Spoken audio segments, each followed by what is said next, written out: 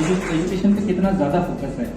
तो आप सभी को पता है, आप सारे पढ़े लिखे हो, कॉलेज जाने वाले स्टूडेंट्स हो, कोई तैयारी करने वाला बच्चा है यहाँ पे, आप सबको पता है कि एजुकेशन सबसे पावरफुल वेपन है। अगर अपने आप को बदलना है, सोसाइटी को बदलना है, या लोगों के आसपास के लोगों की ज़िंदगी में कोई पॉजिटिव चेंज लाना है, तो आप सबसे रिक्वेस्ट रहेगी कि प्लीज़ जो भी फैसिलिटीज़ आपको मिलती है उसका मैक्सिमम बेनिफिट उठाइए। एडमिनिस्ट्रेशन आपके साथ हमेशा खड़ी रहेगी, आपको जो भी मदद की जरूरत पड़ती है वो हमेशा आपको प्रोवाइड करते रहेंगे, असिस्टेंस प्रोवाइड करते रहेंगे। बट एक है कि हार्ड वर्क खुद को करना होता है। कितनी भी फैसिलिटीज दो, 1000 किस्म की आपको कंफर्ट ला के देंगे, लेकिन अगर आप खुद मेहनत नहीं करोगे तो आपको कोई हेल्प नहीं कर पाएगा। तो सारी मेहनत आपको करनी है, बैकग्राउंड वाली चीज़ें हम करेंगे।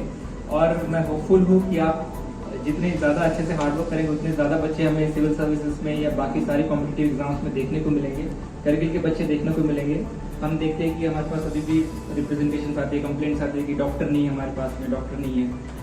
यूटी एडमिनिस्ट्रेशन इतने बार एडवर्टीज करती है पोस्ट को, लेकिन बाहर से कोई नहीं आता।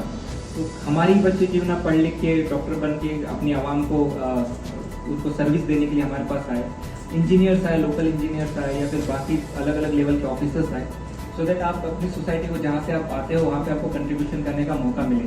अब ऑब्वियसली हमारे जैसे सर्विस में, ऑल इंडिया सर्विसेज में आपको मैक्सिमम टाइम बाहर ही रहना पड़ता है। हम अपने जगह पे महाराष्ट्र जाके या मेरे होम डिस्ट्रिक्ट जाके या तहसील जाके मैं सर्विस नहीं दे पाता हूँ, वो थोड़ा सा खलल रहता है मन में। बट जहाँ पे भी आपकी पोस्टिंग होती है, आपको बड़ी मेहनत से लोगों के लाइफ में कोई पॉजिटिव चेंज आने के लिए काम करना पड़ेगा, तो उससे ज़्यादा सेटिस्फैक्शन किसी और चीज़ में नहीं आता मुझे। मैं आपको बताना चाहता हूँ।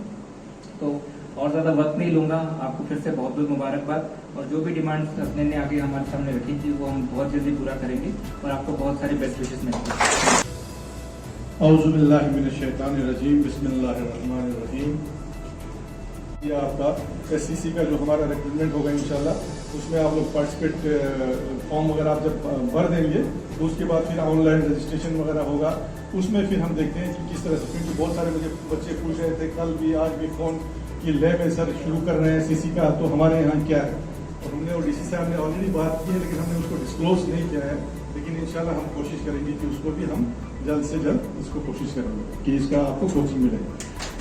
तो मैं आपको एक बार फिर आप सबका जो भी एजेंसीज हमारे इसमें इन्वॉल्व थे, आपका हमारा R&B डिवीजन करगिल है, या हमारा हॉस्टल के वार्डन हैं, एससी साहब हैं, जो भी इसमें इन्वॉल्व थे आपके, और चीफ एजुकेशन ऑफिसर बुक्स जो है लाइब्रेरी का, उनके जरिए हमने प्रिपेयर किया था। आप लोग देख लीजिए, लाइब्रेरी का लिस्ट आपके पास आया होगा। मजीद अगर आपको और किताबों की जरूरत पड़ता है तो आप लिस्ट बना के दे सकते हैं, वो भी इंशाल्लाह हम आप लोगों को प्रोवाइड करेंगे। तो मैं आखिर में एक बार फिर इस रिक्वेस्ट के साथ कि जो फैसिलिटी हमें देना चाहिए वो हम हद तक इम्कान कोशिश कर रहे हैं आप लोगों को देने का, लेकिन ज़रूर हमें रिटर्न कुछ इस को मिलना चाहिए, ज़रूर मिलना चाहिए। वो आप लोगों को अपने आप के साथ कमिटमेंट करना होगा। हमारे बच्चे, मैंने पहले भी कहा, मैंने कल ही सुना कि हमारे 2 बच्चों ने करगिल में इस साल यूपीएससी मेंस क्वालिफाई किया है। तो इंशाल्लाह हमारी दुआ है कि वो फाइनल तक जो है वो कंप्लीट करें उसको। तो आप लोगों में से बहुत से बच्चे जो हैं ऐसे कॉम्पिटिशन्स में आप लोग बहुत सारे हैं जो यहाँ पे तैयारी कर रहे हैं। तो इंशाल्लाह आने वाले साल में हमारी ये कोशिश रहना चाहिए कि यूपीएससी जो है हमारे मैक्सिमम बच्चे जो हैं आप क्रैक करें, और बाकी कॉम्पिटिशन भी आप लोग जो हैं करें। तो मैं फाइनली एक बार फिर काउंसिल की तरफ से, तमाम काउंसलर साहबान, डीसी साहब, सब की तरफ से आप लोगों का और बाकी जितने भी एजेंसी यहाँ पे काम कर रहे हैं सबका शुक्रिया अदा करता हूँ, और उम्मीद करता हूँ कि जो फैसिलिटी हम आप लोगों को प्रोवाइड कर रहे हैं उसका आप लोग सही इस्तेमाल करेंगे और उसका भरपूर फायदा लेंगे। बहुत बहुत शुक्रिया। साहब, हमारे डिप्टी कमिश्नर CO LSDC जनाब संतोष साहब, हमारे एक्स CC का जो अली खान साहब, हमारे एक्स MLC काउंसलर आगा साहब, हमारे ऑनरेबल काउंसलर काजू साहब, आगा साहब, अब्दुल साहब, हमारे सुपरिटेंडेंट इंजीनियर यहाँ पे निसार साहब, हमारे करगिल स्टूडेंट एसोसिएशन जम्मू के प्रेसिडेंट शाजिया जी, हमारे स्टूडेंट यूनियन के प्रेसिडेंट हॉस्टल के हसनैन, और मीडिया पर्सन। सबसे पहले मैं अपनी तरफ से, अपने काउंसिल की तरफ से आप लोगों को बहुत बहुत मुबारकबाद पेश करता हूँ कि आप लोगों का एक बहुत दीना मांग, एक बहुत दीना और एक जेन्युइन जो डिमांड था वो आज पूरा हुआ है।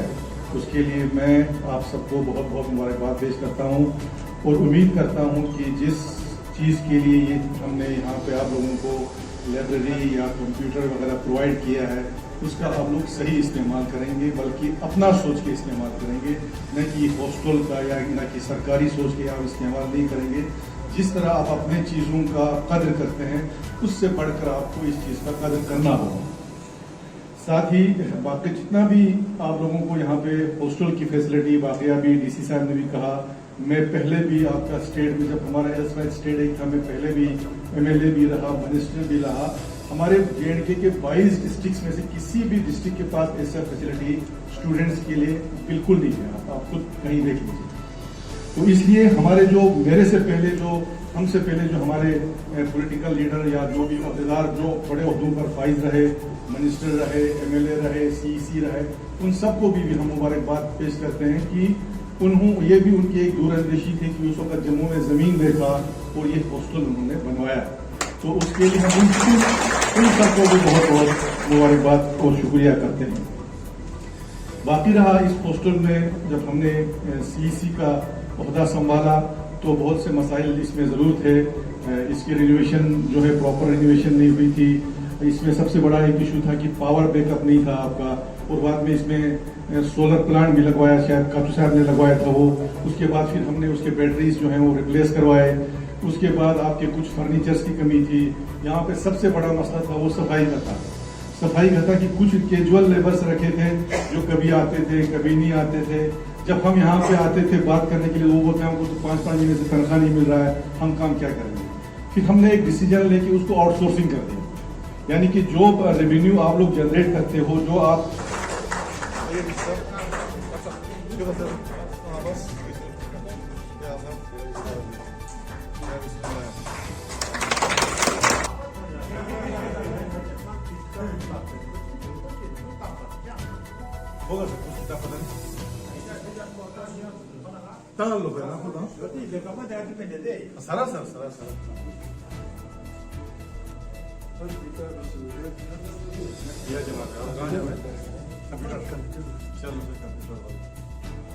पहले ये इन्होंने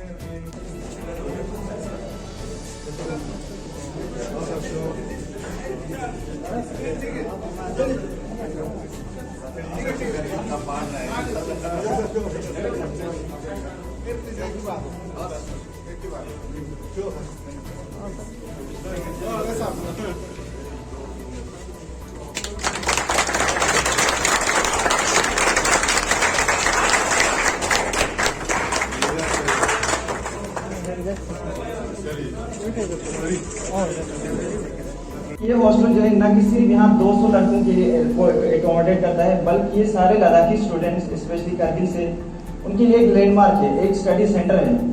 यहाँ आज से कोविड से पहले वाले सालों में यहाँ प्रोग्राम्स होते थे, skill development programmes, counselling programmes, या इनके अलावा जो इंटरेक्शंस होते थे एक्सपर्ट के साथ, वो सारे जो है यहाँ होते थे। और ये सिर्फ हॉस्टल के लड़के नहीं बल्कि बाहर से जो भी जहाँ बाहर जम्मू में कहीं बैठे हो वो भी यहाँ आके उससे फायदा उठाते थे।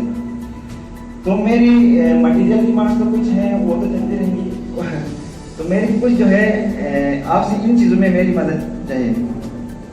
स्किल डेवलपमेंट प्रोग्राम्स हम चाहते हैं कि हॉस्टल में इन प्रोग्राम्स का भी ऑर्गेनाइज किया जाए जो जॉब ओरिएंटेड हो, क्योंकि जॉब्स का अभी थोड़ा बहुत हमें प्रॉब्लम चल रही है, लेकिन अगर जिस बंदे के पास स्किल होंगे तो वो कहीं भी सर्वाइव कर पाएगा। इनके अलावा अवेयरनेस प्रोग्राम्स जो हमें बाकी दुनिया के वास्ट फील्ड ऑफ नॉलेज है उसके बारे में हमें अवेयर कर पाए। कैरियर काउंसलिंग, ये लाइव प्रोग्राम्स और बाकी जो जॉब ओरिएंटेड जितने भी